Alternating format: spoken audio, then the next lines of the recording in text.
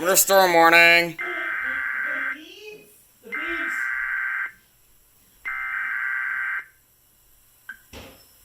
Winter storm warning in effect from 7 p.m. Monday to 4 p.m. Eastern Standard Time Tuesday.